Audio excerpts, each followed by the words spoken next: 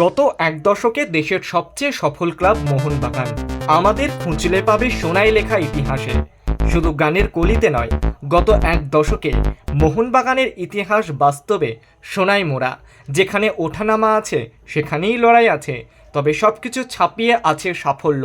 শনিবার রাতের পর কোটি কোটি সবুজ মেরুন সমর্থক যে সাফল্যের জয়গান গাইতে পারেন, যে সাফল্যের ইতিহাসে ভর করে তারা বলতে পারেন, আমরাই মোহনবাগান আর আমরা ভারত সেরা। শুধু কথার কথা নয়, এক দশকের ইতিহাস বলছে মোহনবাগান এই মুহূর্তে সত্যিই ভারতের সেরা ক্লাব। গত 10 বছরের সবুজ মেরুন তাঁবুতে যেমন ঢুকেছে দুটি আই লিগ, তেমনই ঢুকেছে দুটো আইএসএল লিগ শিল্ড এবং দুটি আইএসএল কাপ।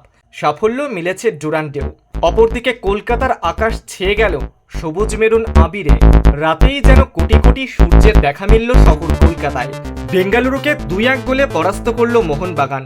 স্বপ্নের যুব ভারতী, আবেগ ভালোবাসা, স্বপ্নে ভরা একটা রাত, যে রাতের রং সবুজ মেরুন, যে যুব ভারতীর রং হয়ে উঠল সবুজ মেরুন। দ্বিতীয়ার্ধে গোল করেন আলবার্তো রদ্রিগেজ। এবার গোটা মরশুম জুড়ে মোহনবাগান যেটা করে এসেছে এদিনও সেটাই করল। 72 মিনিটে পেনাল্টি থেকে সমতায় ফেরালেন কামিংস। আর অতিরিক্ত সময়ের শুরুতে জয়সূচক গোল ম্যাকলারেনের। লিগ শিল্ড জয়ের পর আইএসএল কাপ জিতে দ্বিমুকুটও উঠল মোহনবাগানের মাথায়।